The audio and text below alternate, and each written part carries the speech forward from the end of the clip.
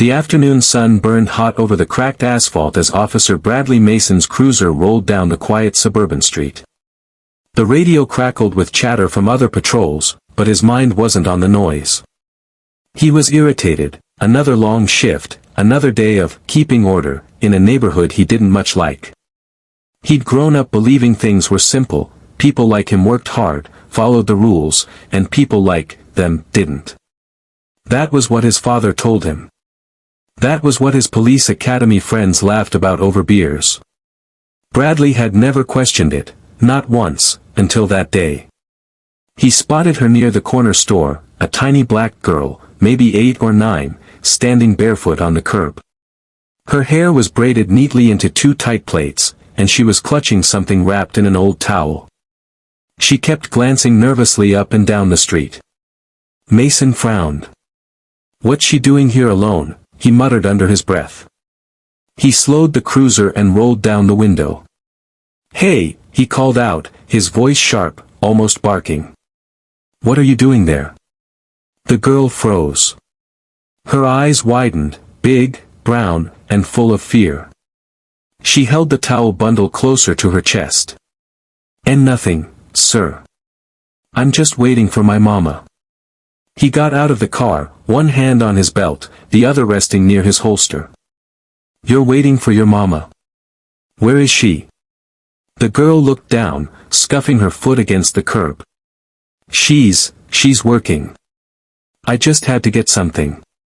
Mason's eyes darted toward the small convenience store behind her. "Did you steal something?" Her mouth fell open, shocked. "No, sir. I didn't steal," she said quickly, shaking her head. "I paid, I promise." But he didn't believe her. He'd seen too many kids lie, too many stories about poor families just trying to survive. He sighed, walking toward her. "Show me what's in the towel." Tears welled in her eyes. "Please, sir, it's my baby brother. He's sick." He stopped mid-step. "What did you just say?" The girl unwrapped the towel slowly, trembling. Inside, barely breathing, was a baby, maybe only a few months old. His tiny chest rose and fell unevenly, his skin glistening with sweat. His lips were dry, and his breathing was weak. "I was just trying to get medicine for him," she whispered. "The man inside said I couldn't buy it because I don't got no grown-up with me." Mason stared at her, his gut tightening. "You took medicine from the store?" She nodded, terrified. "Only a little bottle, for fever. I was gonna pay later when Mama gets her money." He exhaled sharply, feeling anger flare inside him, not just at her, but at himself for even hesitating. "That's stealing," he said coldly. "You can't just take whatever you want." "But he's dying," she cried, clutching the baby to her chest. "Please, I didn't mean no harm." Mason grabbed the radio. "Dispatch, this is Unit 43. I've got a juvenile in custody for shoplifting. I need backup at." "No," she screamed. "Please don't take me. Mama said the police don't help us. Please." Her scream cut through him like glass. He hesitated again, watching her small hands shaking, watching the tears roll down her dusty cheeks. For the first time in years, doubt crawled into his chest. But his training kicked in, or maybe his pride, and he took her gently by the arm. "Come on," he said sternly. "We'll figure this out at the station." She didn't resist, just kept crying softly. The baby made a weak sound, a tiny, painful whimper that didn't sound like it belonged in this world. When they got to the station, Mason led her to a bench. The other officers gave him looks, a mix of surprise and judgment. "You arrested a kid?" one of them whispered. He ignored them, focusing on the paperwork. The girls sat silently, rocking the baby, whispering, "It's okay, Michael. Mama will come. It's okay." He looked up.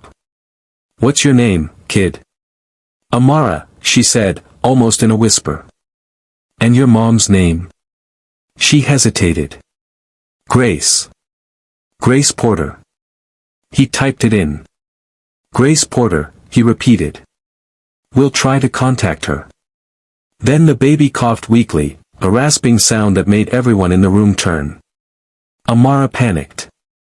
Please, sir, he can't breathe. Please help him. Mason froze. He had kids, or he used to, before his wife took them and left. He hadn't held his son in years. And for one painful second, he remembered what it was like to hear a baby struggle for air, remembered the terror. Call an ambulance, he shouted, jumping up. The paramedics arrived minutes later, rushing the infant onto a stretcher. Amara screamed, trying to follow, but Mason held her back gently this time. They'll help him, he said. You'll see. Her small body trembled. You promise? He nodded. Yeah. I promise. Hours later, Mason sat alone in the waiting area of the hospital. He had driven Amara there himself after calling her mother's number. No answer. The child had fallen asleep in the chair next to him, exhausted from crying. He felt heavy, heavier than he ever had in uniform. He'd arrested drug dealers, gang members, violent men. But this? Arresting a barefoot girl trying to save her baby brother. His stomach churned with guilt. A nurse came out, her face calm but tired. Are you Officer Mason? Yes, he said quickly, standing up. How's the baby? He's stable for now, she said gently. Severe dehydration and infection. But he's strong. He's fighting. Amara stirred awake at the sound. Michael, she whispered. The nurse smiled softly. You can see him soon, sweetheart. He's a brave little boy. Thank you, Amara said, her voice barely audible. Mason looked away, jaw tightening. Something inside him had cracked, something deep. He wanted to apologize but didn't know how. Then the nurse turned to him again. The mother, Grace Porter, she just arrived. She's asking to see you. He followed her down the corridor, unsure of what he'd say. When they entered the room, a woman stood beside the hospital bed, mid-30s, wearing a worn-out uniform from the local diner. Her eyes were full of worry, but also strength. When she saw Amara, she dropped to her knees, hugging her tightly. Mama! Amara sobbed. I'm sorry. I tried to help Michael. Grace held her close. Oh, baby, you did good. You did what you thought was right. Then she looked up at Mason. Her expression wasn't angry, it was tired. You're the officer who brought my kids here. He nodded, clearing his throat. Yes, ma'am. I didn't know what was going on. I thought that she was stealing, Grace finished quietly. You thought she was just another troublemaker. He swallowed hard. Yes. There was silence between them for a long time. Then Grace sighed. You don't have to feel bad for doing your job. But maybe next time, listen before you judge. He nodded, guilt twisting in his chest. You're right. I should've. Grace looked down at her son, then back at him. You know, her daddy used to wear the same uniform you do. Mason blinked. What?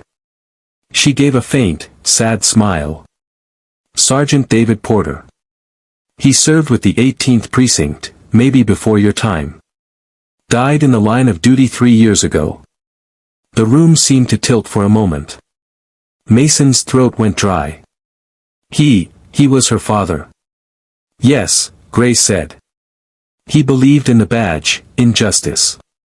Even when it didn't believe in him. Mason couldn't speak.